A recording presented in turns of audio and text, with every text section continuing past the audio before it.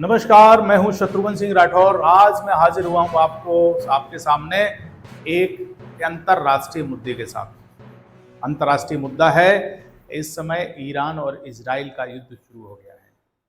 Iran ने बहुत पहले एक हमला किया था 200 मिसाइलों का इजराइल के ऊपर, और उसी समय से इजराइल ने अपनी तैयारी कर दी थी। एक उन्होंने हवाई जहाज़ों, अपने जेट से उन्होंने एक सांकेतिक हमला तो किया था, लेकिन उन्होंने कोई बहुत बड़ा हमला ईरान के ऊपर नहीं किया था। इजराइल के प्रधानमंत्री नेतन्याहू, वो और उनकी मोसाद दोनों एक इस तरीके के उनके विचार रहते हैं कि अगर दुश्मन है तो उसके पीछे पड़ जाओ, उसके लिए तैयारी करो और पूरी तैयारी करके हमला करो। आज की डेट में वो दिखाई दे रही है कि उनकी तैयारी, उन्होंने किस तरीके से तैयारी की। उनके मोसाद के एजेंट ईरान में घुस गए। ईरान में घुस के उन्होंने काम किया। उन्होंने वहाँ पे ड्रोन के पार्ट्स उन्होंने असेंबल करे, मंगाए कहीं से। उसके बाद उन्होंने वहाँ असेंबल करके और वहाँ पे उन्होंने हमला किया। हमला इतना सटीक था जिसमें ईरान की सेना के 4 बड़े उच्च अधिकारी उसमें शहीद हो गए, वो मारे गए। अब इजराइल का आप सोच सकते हैं कि इजराइल कितनी लंबी प्लानिंग करता है। उससे पहले आपने सुना होगा कि उन्होंने एक पेजर में उन्होंने ब्लास्ट करवाए थे। सारे जो आतंकवादी थे उनके पास पेजर थे, उनके पेजर में उन्होंने ब्लास्ट करवाए थे।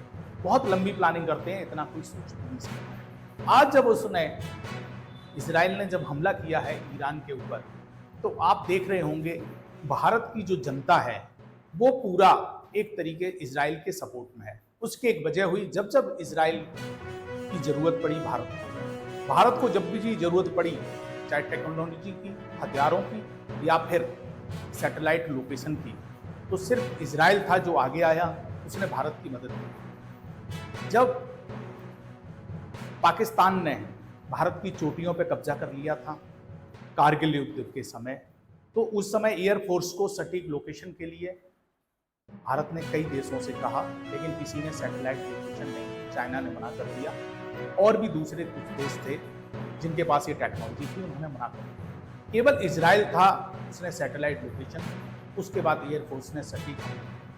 आज की डेट में तो भारत सक्षम हो गया है, उसने अपनी खुद की सैटेलाइट, खुद के बहुत सारी चीज़ें अपनी खुद की बना ली हैं। लेकिन उस समय जब कोई नहीं था तो इजराइल भारत के साथ खड़ा था। अभी भी जब आप देख रहे हैं ऑपरेशन सिंदूर हुआ, नरेंद्र मोदी जी ने जो ऑपरेशन सिंदूर किया, पाकिस्तान के आतंकवादी कैंपों पे जब हमला किया गया, तो जो गाइडेड मिसाइल्स थी, जो ड्रोन्स थे, वो इजराइल के थे। इजराइल ने ऐसे हाई टेक्नोलॉजी वाले ड्रोन्स और उन्होंने गाइडेड मिसाइल्स दी थी, जो जाके जिन्होंने सीधा हमला पाकिस्तान के आतंकवादी सेंटरों पे किया, जिसमें बहुत सारे आतंकवादी मारे गए। इजराइल हमेशा भारत का दोस्त रहा है। भले ही संयुक्त राष्ट्र संघ में भारत ने इजराइल के खिलाफ वोट दिया, पहले भारत ने कई बार इजराइल के खिलाफ वोट दिया, लेकिन अब जब से नरेंद्र मोदी जी की सरकार आई है, उन्होंने वॉकआउट कर जाते हैं, वोटिंग में हिस्सा नहीं लेते हैं।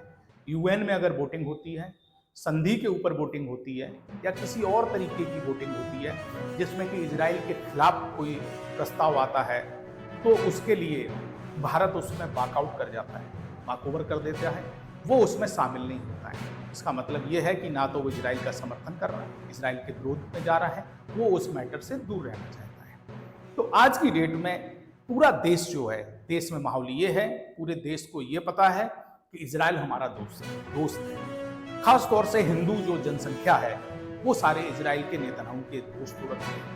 एक तरीके से आप ये कह सकते हैं कि वो एक तरीके से आइडियल है, हिंदुओं के आइडियल योगी नेतन्याहू हो गए हैं। उनका नाम एक तरीके से आप कह सकते हैं, सोशल मीडिया पे जिस तरीके की ट्रेंड चल रहा है, सोशल मीडिया पे जिस तरीके से उनका समर्थन चल रहा है, उससे लगता है कि वो भारत के योगी नेतन्याहू हो गए हैं। आज की स्थिति ये है कि भारत का हर हिंदू इस समय नेतन्याहू के साथ है, नेतन्याहू का समर्थन कर रहा है, और इस समय विरोध कर रहे हैं जो दूसरे लोग। एक और घटना जो हुई थी अभी हाल ही में, जब प्लेन का दुर्घटना हुई, हवाई जहाज जो जिसमें 254 लोगों की मृत्यु हो गई थी, तो उसमें एक कुछ अराजक तत्व कहिए या कुछ गद्दार कहिए, उन लोगों ने एक ट्रेंड चलाया था कि उन्होंने एक लाफिंग इमोजी डाली थी। लाफिंग इमोजी डाली थी। आप सोच सकते हैं कि जो दुर्घटना हुई उसमें 254 लोगों की जान गई, उसमें लाफिंग इमोजी कुछ लोग डाल रहे हैं। तो सोचिए उन लोगों का